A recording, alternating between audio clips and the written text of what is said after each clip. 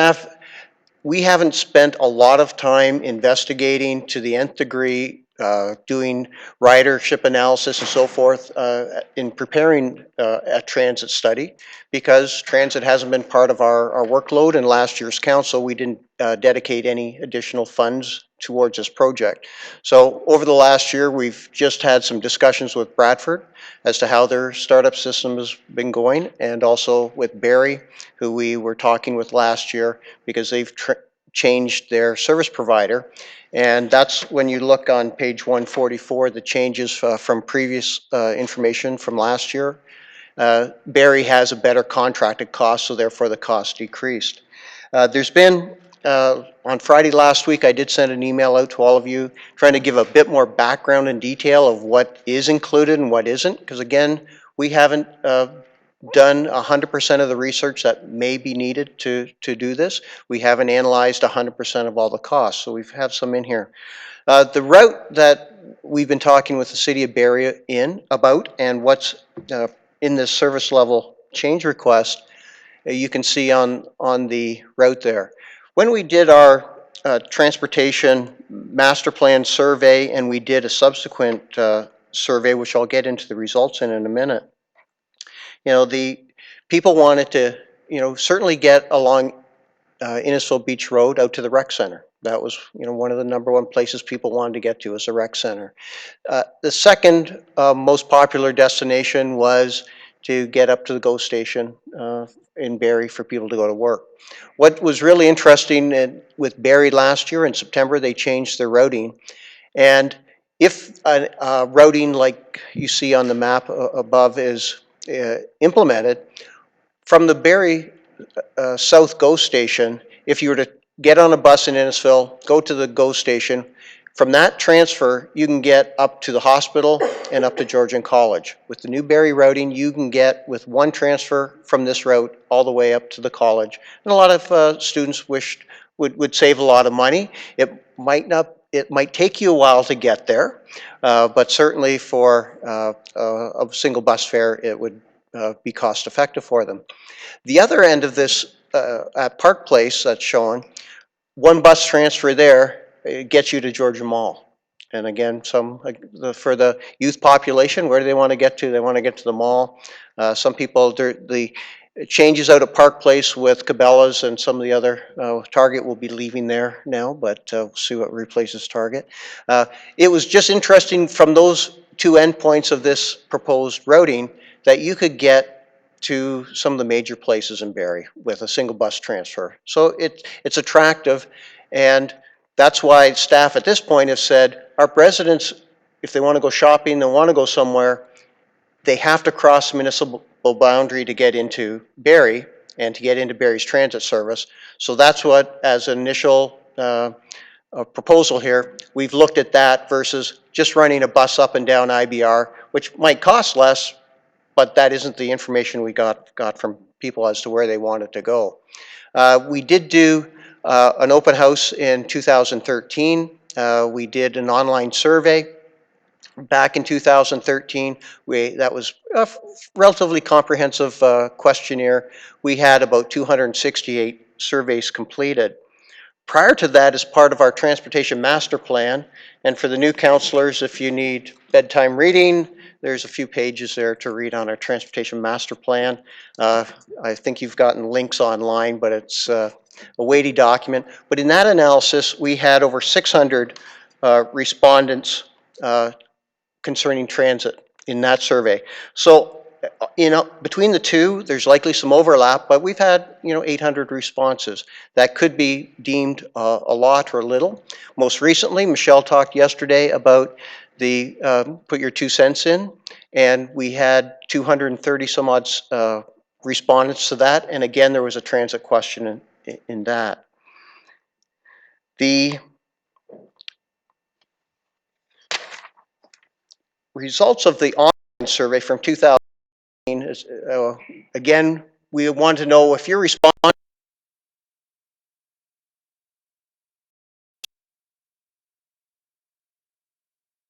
making up the area. And again, when we looked at that proposed map, which people were commenting on when we did the study, certainly those areas were serviced. When we asked people where do they want to go, these were the numbers, and although it's a little fuzzy on that, I'll try and read through it. So 42.8%, 42.9 said they want to just travel within Innisfil.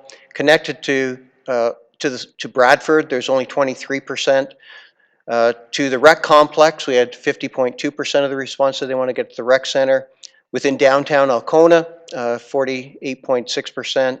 Getting to the north end of Alcona, only 24% of response said they'd want to go there. Sandy Cove, just at 27%. To the Barrie South GO Station, at 54%. Again, that's a huge response. To Park Place, being the other end of the proposed stop, was only 33%. But people, if they're going to shop at the big box stores, usually want to bring their shopping home in a car, not in a shopping bag on the bus. To go up to Stroud, 33%. And then the respondents who took the survey, who said they wouldn't use public transit if it was brought into place, was just at 14%. When we asked them at that time around a 1% tax levy increase, this was the response that we received. In the Transportation Master Plan analysis, we didn't ask anything around costing and willingness to pay in that survey. So in 2013, this was the first time we had some input aside from the public meeting that we had. So you can see the agreement there, or the results. So there's 65% of those 200 and some odd respondents said they are in agreement with it. I mentioned briefly a minute ago, as Michelle's survey was yesterday, it was about 70% of the recent survey said they didn't want to spend money on transit. In that survey questionnaire that's online right now, the number, it's a yes or no answer, and the number is $22 and $21.21, I think is what the number is, around $22 that we asked people to respond, and that number of $21 is what's in the service level request if it's implemented on a full year basis. So those are the responses we have, because the question at lunchtime was around what some of the public say. So we've got some different answers. When we asked about a transit survey, of course, you're drawing people into the survey who are interested in transit, so you get, in this case, a 65% response. When we asked people within a broader context of municipal taxes, we basically got a totally opposite response, 60% one way, 70% the other. We'll see over the next few days as the survey's online if that transit response changes at all. I think what's important that I'd like to and tell you about, which is part of that email last week, was the number on page 142 of the budget book is, or sorry, on page 144 of the budget book, is looking at $233,000 if we were to start halfway through this year, and $381,000 for full year impact. As per that email last week, there's a lot of things we haven't talked about yet as a council and as staff. And this is where more research really needs to go into this sort of project if we want to go down the transit line. Do we want shelters? Do we want bus advertising? What do our stops look like? What's the distance between our stops? How do we want to deal with accessible transit and AODA? Cost for snow plowing on all these stops that we create. An example, GO Transit, Metrolinx is putting 10 stops along Yonge Street between Churchill and Stroud. In the fall, we poured the concrete pads, or the contractor poured the concrete pads. There'll be 6 shelters going onto those pads as soon as they're ready and the weather cooperates. Those 6 shelters and 10 concrete pads is $170,000. How many, the estimate in front of you, I put capital expenditures in for grants and signs at $50,000. So if it's 10 stops on Yonge Streets pushing 200,000, how many stops do we want to have along IBR in the downtown core? Where do we want our stops throughout the town. There is a lot of costs associated with starting a transit service, and the message that the administration was making to council last year, this is a lot of money, and we either get some direction that we're going to be in the transit business or not. There's still decisions to make. But as staff, I can't go to the marketplace and do a lot of requests for quotations if council hasn't said, well, we're in this for 400,000, we're in it for 500. We have to know that we're prepared to spend money. Otherwise, I'm at a fishing trip in the marketplace, and that's not a healthy relationship to try and build. So I think the challenge for council day when they're considering the service level request, is it important? Is it the time to do it in Innisfil? What budget allocation do you want to put into the general tax levy? Is it in the $400,000 range? Is it in the $500,000 range? And then give direction back to staff to come back with a fulsome report on service level that we can debate at that time. Those are my comments. Thank you. Thank you. I'll open it up to council for comments or questions. Councillor Doug Lougheed. Thank you, Andy. Appreciate the information, and certainly I'm familiar with it from last year. In terms of moving forward, and you know, I do have some concerns. There's no question about it, because it's a huge hit to the bottom line on the tax. On the budget, and although I do respect that there are certain people that have a need, in your estimation, I guess I'll be conciliatory in the sense that I don't want to be a naysayer up here and say no, I don't want to pursue it, that kind of stuff. What type of funding dollars would be required in order for staff to do a pretty good analysis with what I think is needed, a full public engagement? And I mean, it has to be very broad based. It has to be well advertised. It has to be, you know, off site. It has to be in Sandy Cove Acres. It has to be in other areas, so that we can get people there and find out just actually how many people want the service. Have you got a kind of an idea of what kind of funding would be needed in order to properly study that, but not break the bank, so to speak? Through your worship, I'll use my understanding of Bradford, because they're the most recent municipality to start a transit system.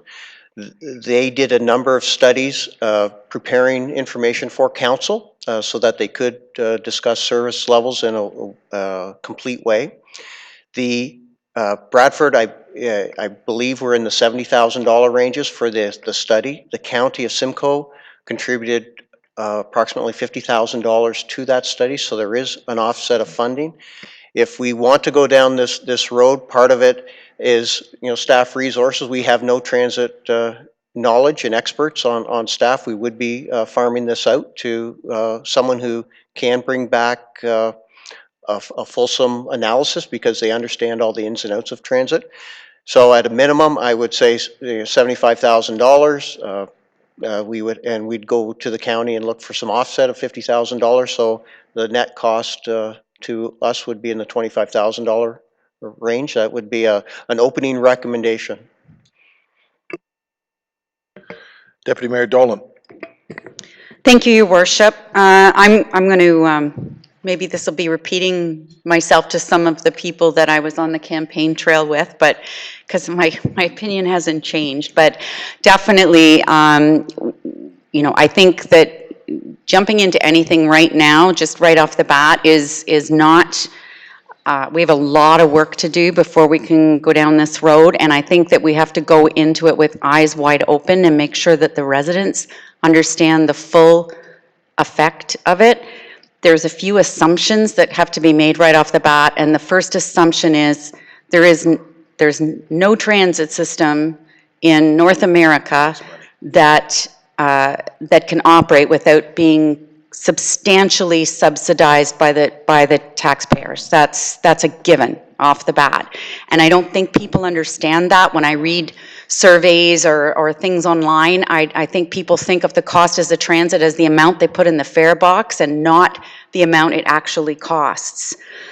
The other assumption is that from the moment, from day one that you start operating your system, there's pressure to increase that. You want it started earlier, you want it to go later, you want it to go farther.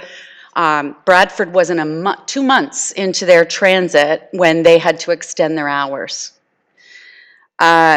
So I think the communications portion of it is huge. I mean, the people who want the system the most are the people who can least afford it.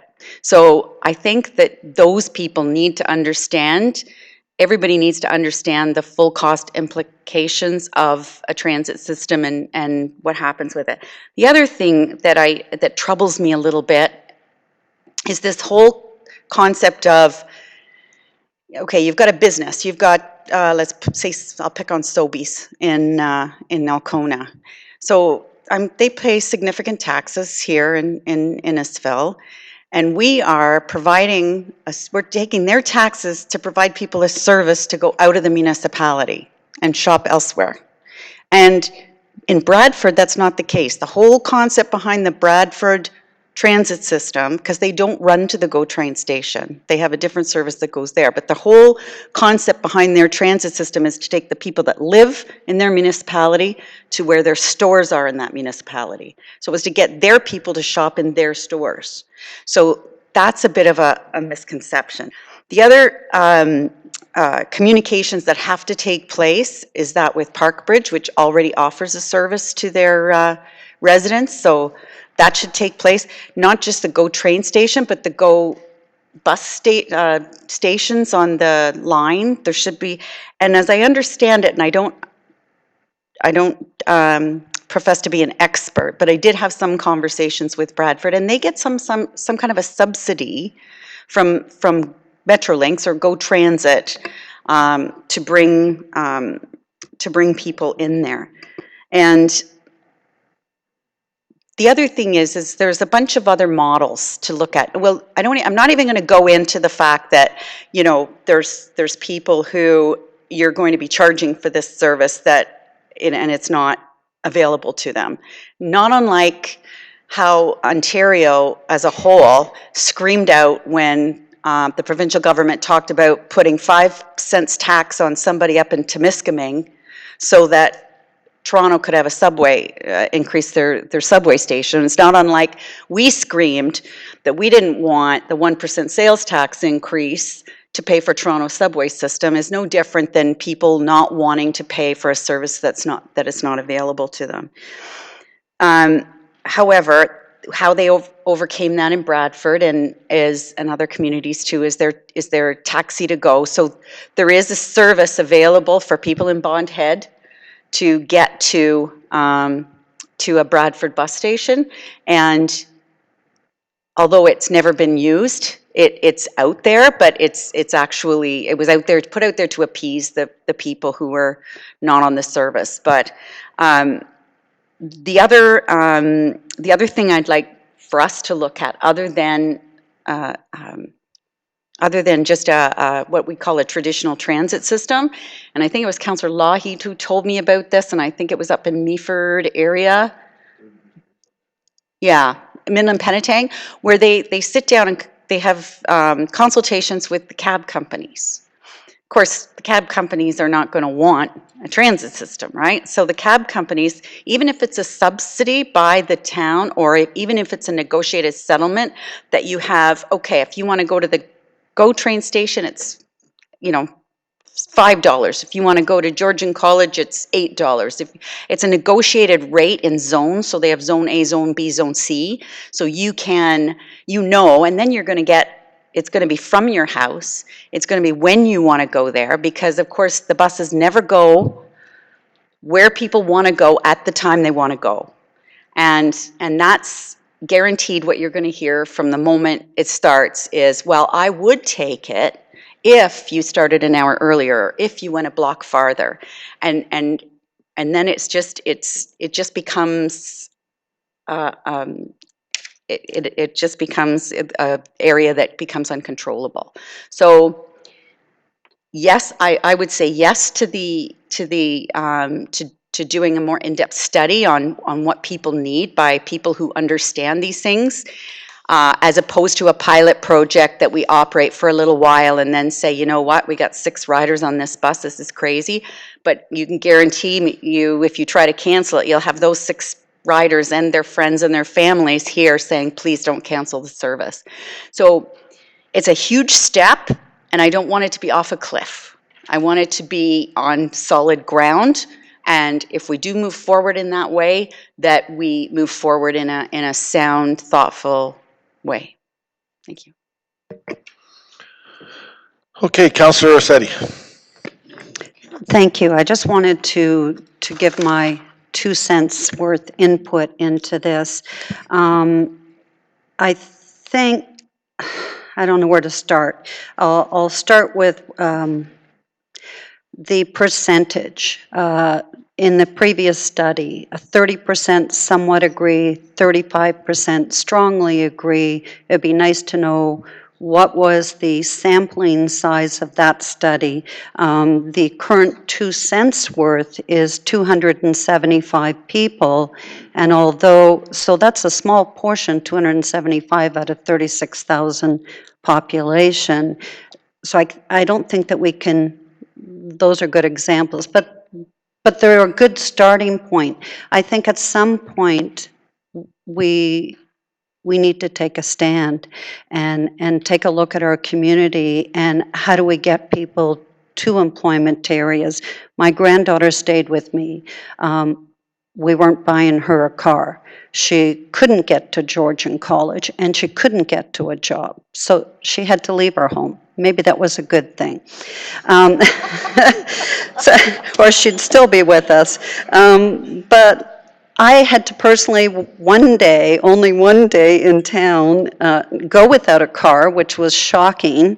And I had to take a cab from Innisfil Beach Road by Lakeside to the Strat Arena. It cost me $35 one way. How do you survive in a community? We chose to live in a rural area, and I knew I had to have a car, and I always tell my husband, don't you dare take my car, I need it. But I think that maybe what we can look at is the route, because in looking at an area, and this is just throwing this in, this isn't down pat, but certainly the route, because if we were going to take in a large senior population that doesn't have transportation, it should really be going down Lockhart Road.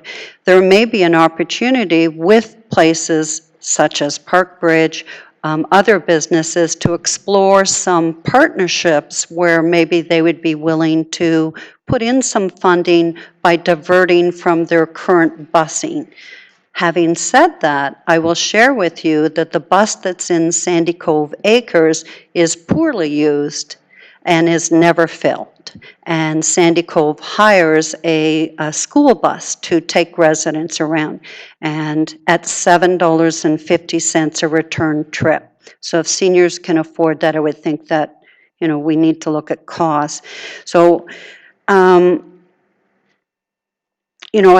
I looked at areas before when I was a resident, and I got up before council to talk about this because I used Wasaga Beach as an example, because they don't have a large bus. They didn't start Cadillac. They start small, and $5 return trip and advertising.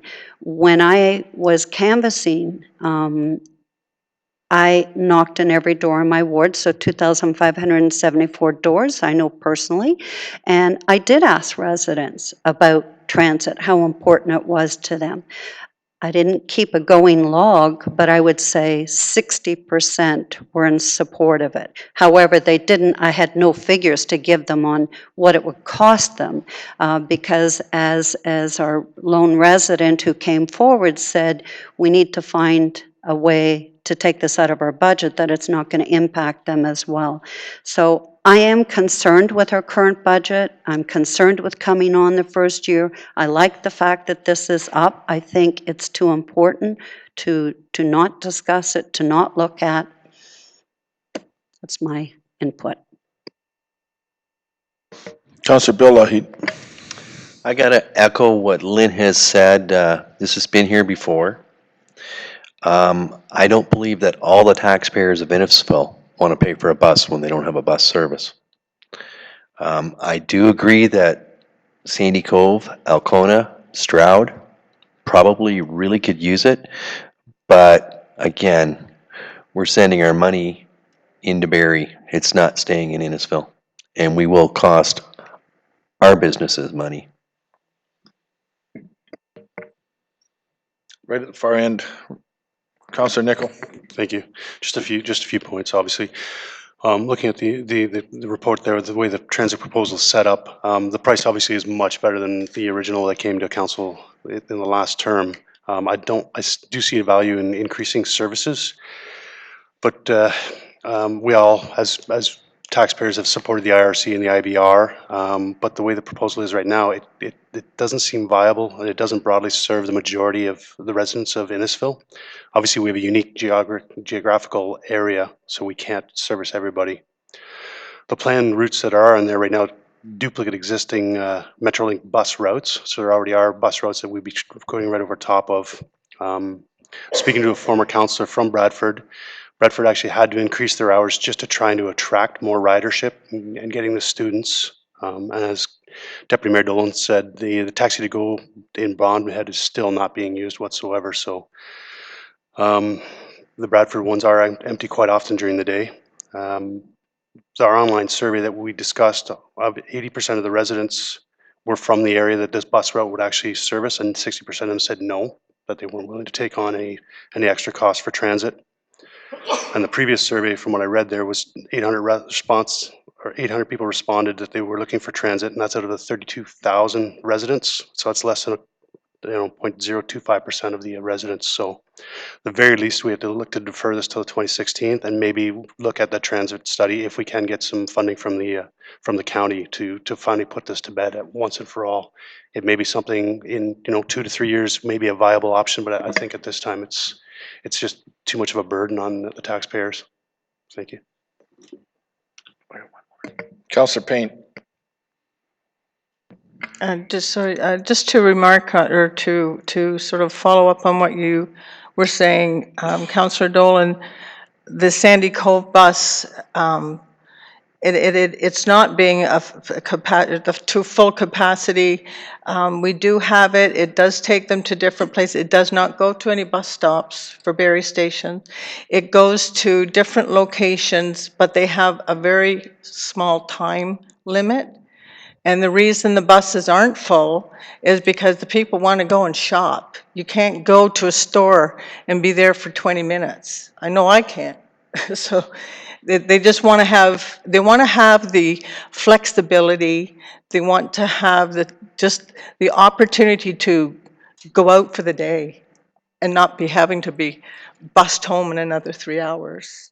And that's what happens. So just to clarify that. Councillor Dario. Yes, Mr. Mayor, this is, it's a difficult question. It's a difficult task to deal with. And I know a long time ago when it was decided to do it in the town of Markham. And initially I got a lot of complaints from people who said the thing I object to is the empty buses. When you start, it's really hard to get ridership. But eventually, in a year, 2 years, when people come to depend on, when they've got to buy their second car or replace a second car, this is when they start making decisions about what they save, and what they save on that second car is huge, but they don't really think about it when it's the only option they have. I think that, and certainly I appreciate that councillors who represent wards outside of Alcona, that it's hard to support something that will only serve residents of one particular area. But the fact is that if we say we need to serve everybody, we will never have a transit system, ever, ever, ever. We need to start somewhere, and like Councillor Ossati, when I knocked on over 1,000 doors, my share, I found a lot of people who had some really tough stories about trying to get their kids to jobs in Barrie, and alternating with a spouse that had to come home from work early to do it, and times when they couldn't do it, and the kids lost their jobs because they couldn't get there as often as they had to, and as regularly as they had to. And this is a very high percentage of the doors I knocked on.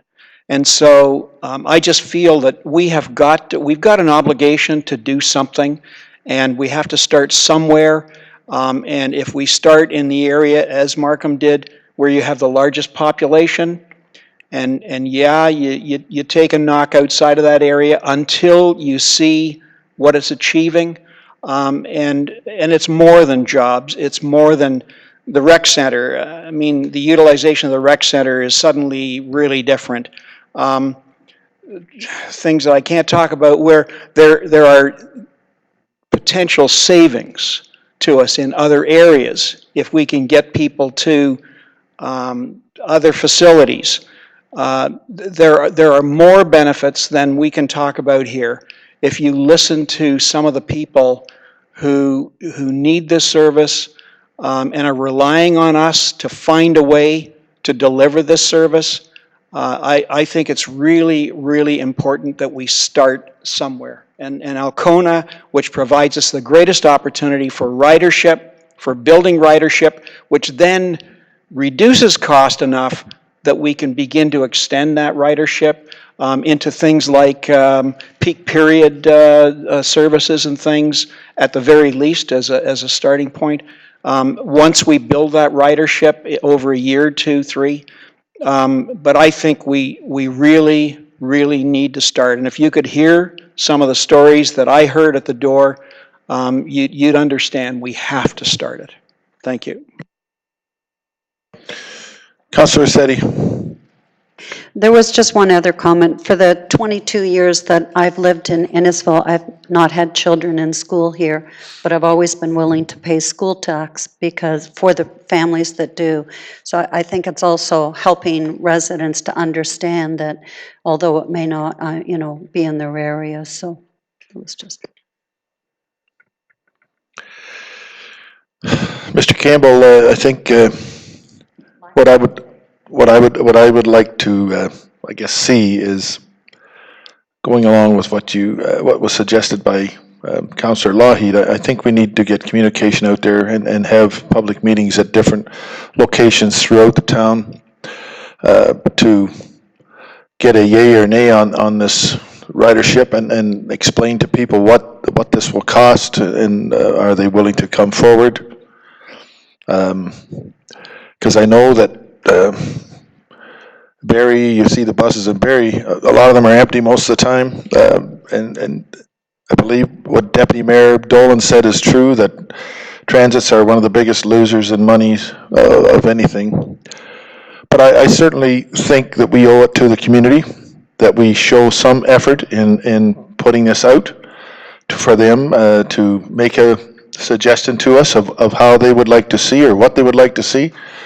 I know myself when I was out campaigning in Stroud and Alcona and Sandy Cove and down in, down in Prebencourt area, as far down as almost the 6th, 7th, the 6th and 5th lines, that people were asking, when are we going to get transit?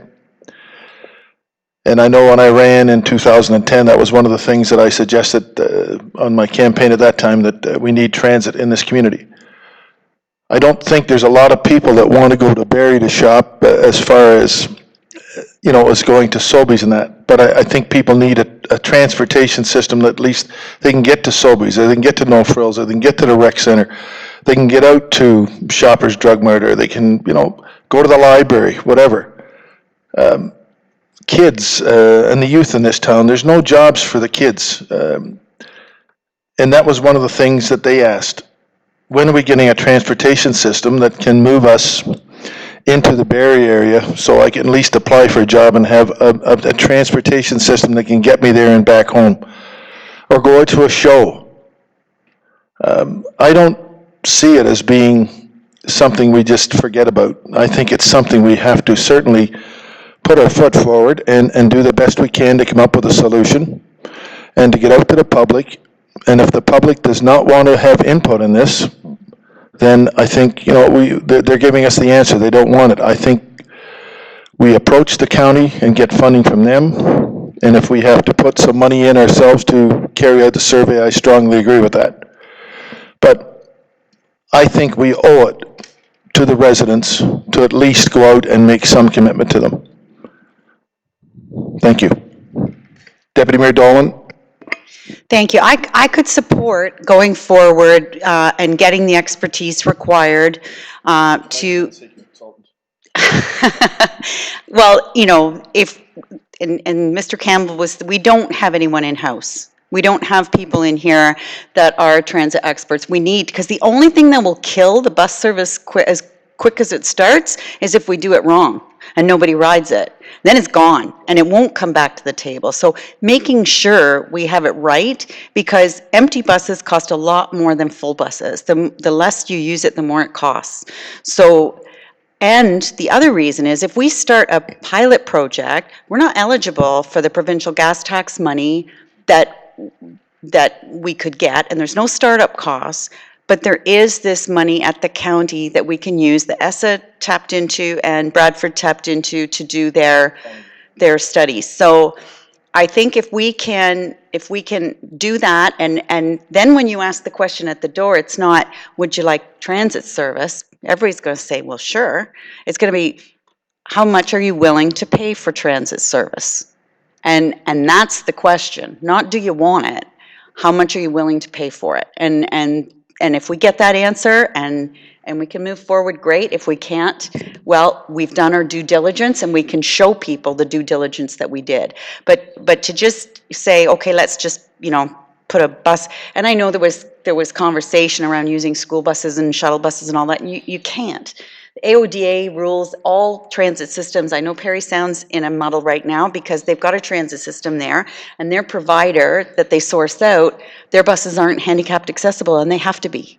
So, there's a lot of things that people, maybe when they say, sure, I want transit, don't think about right off the bat. But I would be supportive of going forward with a feasibility study done by somebody who has done these before and understands the concept, and particularly somebody that has maybe worked in a municipality such as ours that is a large and smaller population. Mr. Campbell? Through to Deputy Mayor's comments, Bradford, to try and keep their consulting costs in check, used some retired transit employees from other municipalities to help them do the work to keep the costs in line. So we can also look at, there's a lot of retired resources out there that we might be able to tap into to try and keep the costs down. And as I said, that's what Bradford did use some big name consultants, but they also used some retired experts. Councillor Bill Lougheed? Just a suggestion. Almost every household in Innisfil is going to get their hydro bill. And if we put it in their hydro bill, a questionnaire properly worded with the right questions, maybe we'll get a bigger response. Excellent idea. I know we used to do that years ago, that we would send stuff out on hydro bills to get response from the public, and I agree with that. We're going to reach pretty well every household and also businesses in the town of Innisfil, so I think that is a good start. But again, experts are also needed, and if we have to have some public meetings also, I think that is something we have to set up. But I think we have to make some sort of commitment to go out to the public and show that at least we listen to them at the doors, because I think there was Councillor Ossetti, I'm sure Deputy Mayor Dolan heard it, Councillor Dario Councillor Payne, and I'm sure Councillor Lougheed and Stroud, because I know I knocked on doors in Stroud and people were asking about transit there too. So I think we have to make some commitment to go out and ask that we have the public input, and if we get enough support, then we have to bring it back to the table. Councillor Lougheed.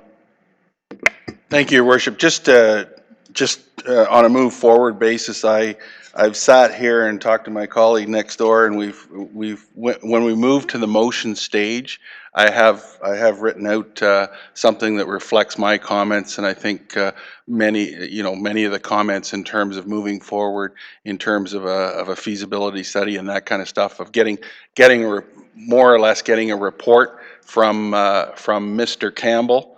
I know it's quick, by the next council meeting, because we really don't have anything in front of us that's concrete other than what you're off the cuff. So I think I'd like to have something that's a bit more concrete that says, this is what we can do, this is the costs that are going to be there. And if we can, would it be accomplishable to get that through you, Your Worship, to get that by the February 4th meeting, so we can at least consider it, to refer it to final consideration of the budget on the February 18th meeting? Through Your Worship, are you just talking about a strategy to do a study for the next council meeting? A strategy to do a study, but it also included some of the, you talked about a grant by the county of Simcoe, you talked about some stuff. So just a bit of research that we can get some numbers that we can get our hands in, because right now, or get our hands around, because we don't have any numbers right now, other than you're relying on some numbers that are a bit old. So to get something on February 4th, I can prepare it. It will be a late submission. Our due date to the clerk's office was yesterday, so well, really it was Monday, this week. So I can put something as a late addition. It just won't be out there for the normal public circulation. Mr. Rayner. Your Worship and members of council, I think it would be helpful if that report includes an estimate on the costs of a robust public engagement. I've heard a number of suggestions today, and I did speak to our communications manager, before she left, and we can get a costing together. I think that would be helpful. I think in this kind of circumstance, you really do need to put bodies on the street, so to speak. We need to knock on some doors to really get the kind of feedback that I think council is asking for on this. So I think that should be a component of the report, if that's possible. Thank you, sir. I certainly agree with that. Councillor Bill Lougheed, you had a question, and then Councillor Dario. Councillor Dario. Yeah, just an observation on the comment that public transit is a money sink. You never make money on it or break even. If that were the justification for not going forward, you'd never, ever consider a pool. A pool is a real money sink, but kids learn to swim. Adults get exercise, gentle exercise and seniors that they can't otherwise. It's something that we accept, we need to provide, and it only benefits people who are close to where that pool is. But we do it, and it's a hard one to get into. And when you start to see the bills that come in, it's a very expensive proposition. So just an observation. Councillor Nicol. Sorry, just to wrap up on my thoughts. Anyways, I can appreciate obviously some of the council and some of the areas of town that could look to utilize this, and to echo the deputy mayor's statements. If we're going to do this, we have to get it right, because just based on some quick numbers, whatever else, just based on the old numbers and listening to Councilor Dario saying it's going to take a few years to get things up and running, we're talking over 4 years, close to $2 million invested in to get this going, just at the 381,000 plus some bus shelters. So no, we're not going to necessarily get all our money back, but we are talking about $2 million, when yesterday we were fighting to try and save 58,000 in lawnmowers. So just to put it into perspective, we got it's a big chunk to whether get it right or wrong. So thank you. Okay, if there's no other questions, there's a motion, I believe, that is here. We can put that motion on the floor, and then if Councillor Lougheed wants to make amendments at that time, or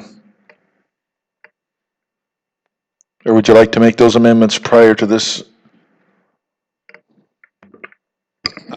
Well, the motion's not on the floor, but I think I can incorporate my thoughts in an amendment that is pretty close, I think. So if the motion was on the floor, I'd make some amendments to that in terms of timelines, et cetera, and we can move forth from there. Madam Clerk. Thank you, Your Worship. I don't believe the motion has been put on the floor yet. It was No. quoted to me and it's in the working copy. And I've actually made some amendments based on the Deputy CAO's comments, if they're all right with the mover and the seconder to be read that way.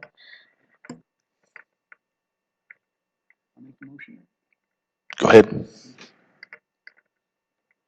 Put your mic on, Stan. Moved by myself, seconded by Councillor Payne, that the presentation by the CAO town engineer on the transportation master plan be received as information, and that staff be directed to bring a proposal to council for options to operate a public transit system in 2015, which includes an estimated cost and a robust public engagement program. Okay, council, questions and comments. First of all, Councillor Doug Lougheed. Thank you, Worship. So the only thing that I had in the motion that Councillor Nicoll and I were going to put forth was basically, and I'll put it out there just in verbal form right now, because I think it can be incorporated, and I think council will probably do it. Is first of all is that the council be the proposal to council be brought back in a report form by February 4th. Which is the next regularly scanned. So we've got something that we can put because we haven't got anything right now, and that for consideration so it can be considered by council at the final budget approval stage. So on February 18th, that's really what. That's probably the only addition as to what I'm looking for, is to put some finite dates to get it back here. Mr. Campbell says I think he can accomplish that. I don't know about the robust public engagement part of it, whether that's going to be a bit of difficulty, but I think the real thing that I would like is I need what are the costs? Is there a $50,000 grant from the county of Simcoe, or is there not a $50,000 grant, and those type of things, because that's what we don't have right now.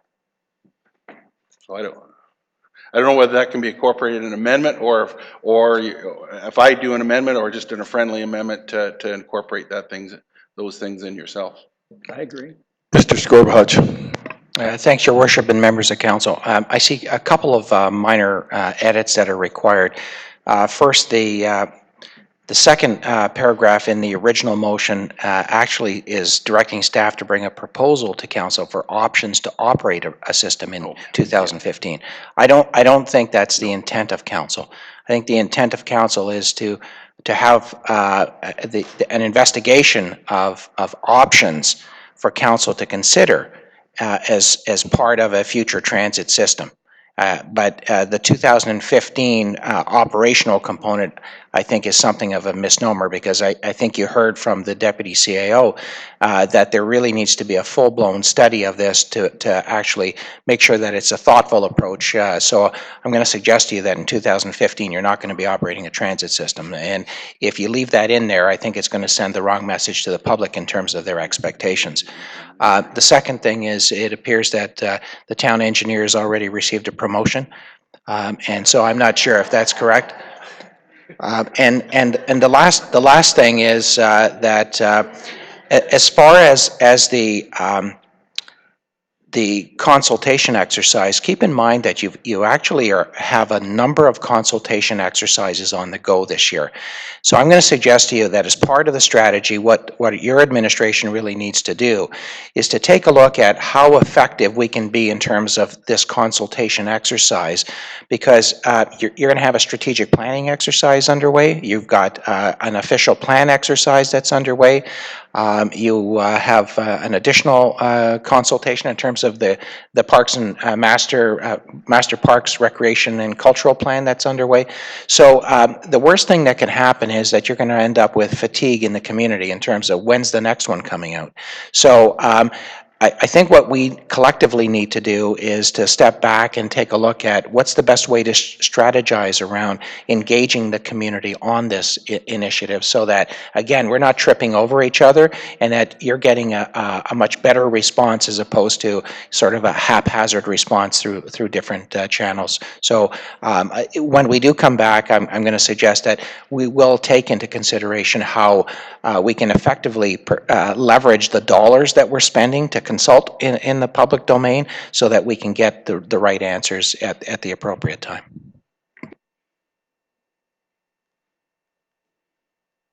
Thank you, sir. So, there's been a change to that. Well, oh, you took out,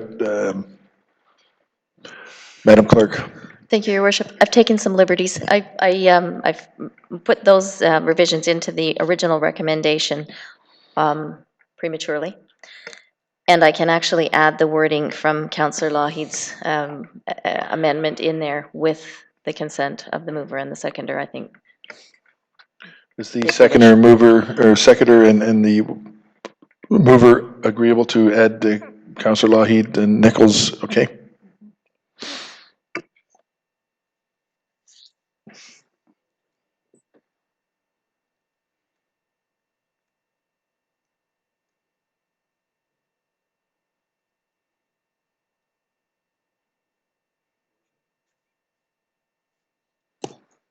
Councillor Simpson. Thank you. So I've been listening to everyone up here about transit, obviously, and most of us fully well know that we did kick this around a year or two ago. And I believe staff did a great job in trying to reach out to the public and to get information back, which we up here could make a decision on. So my concern is what Mr. Skorbahash had stated. With this recommendation, I just want to be clear, will there be enough staff time to come back with the information that we require in this recommendation? Mr. Campbell. Through your worship. What I've heard a couple things, and I'm not sure it's clear in this proposed recommendation. I thought I heard that for February 4th, we would bring back a report talking about the costs to do some feasibility studies so that you could incorporate those costs into the budget on February 18th. So this recommendation currently says investigate options for a public transit system. I think that's what the feasibility study will talk about versus, so I just need to be clear for February 4th, am I just bringing back, here's the cost of the feasibility study and public consultation as an example, so we can wrap that into a budget envelope. So that's a clarification. I may ask the mover and seconder on this. Yeah, Mr. Campbell, I agree. I think we have to take some small steps here before we say we're starting a transit system. And I agree. I think if the mover and seconder would agree with that, that we bring a report back to funding for a feasibility study to get this thing on the floor to start moving ahead would be the first thing to do. Are the mover and seconder agreeable to that we come back on Mr. Skorbahash? Thank you, Your Worship. If it would help council and buy a little bit more time with regards to the report itself, because I think strategically it's going to be important that the report itself be available to the public so that the public can have some dialogue and discussion, and so that when you're considering that report, it's not in the absence of any feedback from the community. My recommendation to you would be, let's not try to rush this to the February 4th meeting. I think from a funding perspective, in order to look at the feasibility study, that can be done outside of the budget process. We can utilize the ARS funding as a funding source for that sole purpose. And it would also give us time to make sure that if in fact the county is on board to provide the funding, that we could also ensure that that component is nailed down so that when you're debating the matter, you know how much money is on the table from the county at that stage of the game. So my suggestion to you would be not to be so concerned about the February 4th deadline, but to perhaps by the February the 18th date, is that the full staff report will be back and that you'll have the fullness of discussion along with the community aspect, because obviously this is a critical component that you've all been debating in terms of reaching out to the community. And the first time you're going to be discussing a potential feasibility study, the community is excluded from that debate because of the short window of opportunity we have to get it onto the agenda. So if you would consider at least that change, I think that would be helpful to us. And again, it would not be an impact to this 2015 budget if in fact you allocate your portion of the feasibility study to the ARS funding.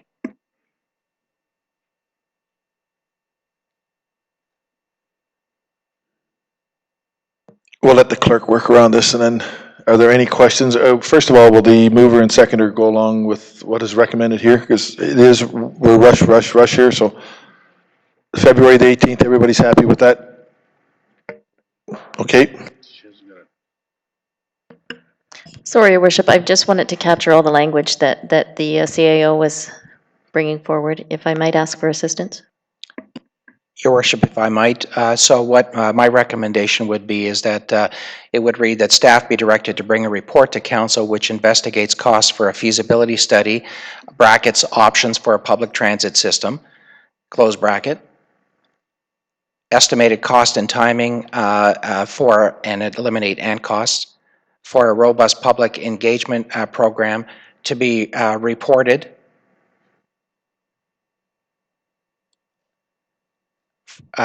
or to be considered for consideration with the budget on February the 18th, 2015.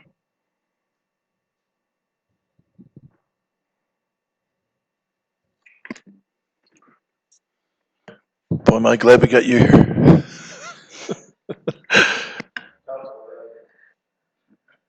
Is the mover and seconder agreeable to that? We've already agreed that, so do you want to read the resolution again, and we'll have a vote. Councillor Payne, or Councillor Dario, can you read the...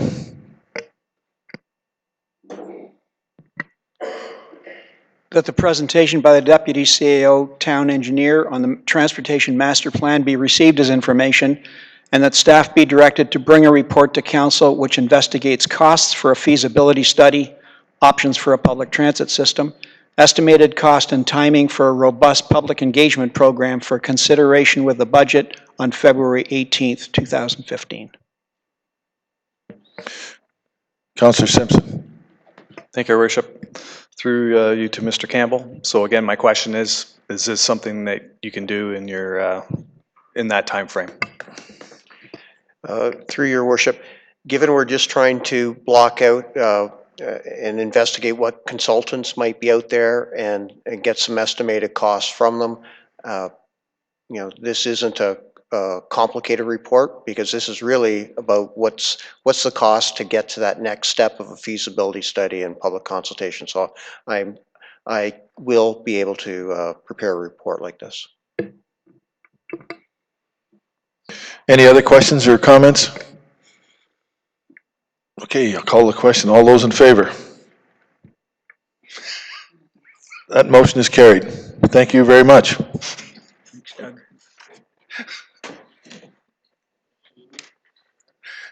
And a recommendation by Councillor Bill Lougheed. Thank you, Your Worship.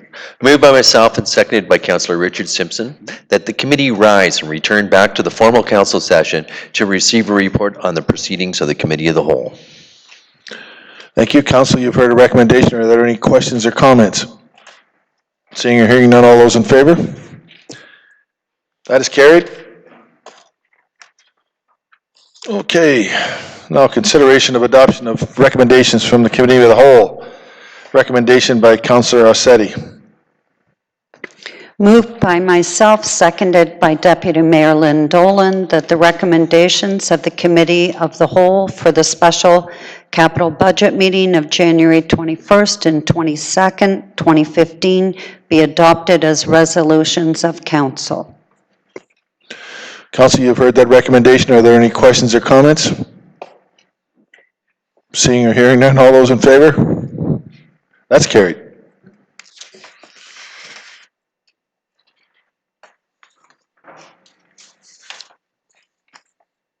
Correspondence received. We don't see any.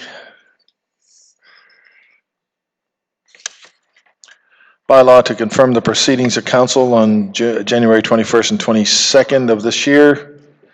Councillor Lougheed, Bill. Thank you, Your Worship. Moved by myself and seconded by Councillor Richard Simpson, that bylaw number 008-15 being the confirming bylaw of the special council meeting held on January 21st, 22nd, 2015 be adopted. Council, you've heard the recommendation. Are there any questions or comments? Seeing or hearing none, all those in favor?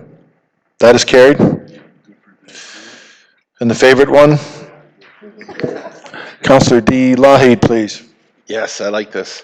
So moved by myself, seconded by Councillor Rob Nickel, that council adjourn at 5 p.m. until the next meeting on January 28th, 2015, or at the call of the mayor. Council, you've heard the recommendation. Are there any questions or comments? Deputy Mayor Dolan. Thank you, Your Worship. I can assume then we haven't had requests for delegations tonight, is that correct? Okay, thank you. And thanks to all of staff for all of your hard work. I know this is the tip of the iceberg and that all the really heavy lifting was done in the months and months preceding this. Appreciate that when we get it, it's pretty well cleaned up. So that's very much appreciated. It takes a lot of the effort away from us. Thank you. Councillor, you've heard the recommendation. All those in favor? So that's carried. And again, I echo the comments of Deputy Mayor Dolan. Thanks for everyone who helped out. And thanks for those who came out, the last two citizens that are just leaving now. Thank you very, very much. If you can spread the word, it'd be greatly appreciated. And again, staff, thank you very much.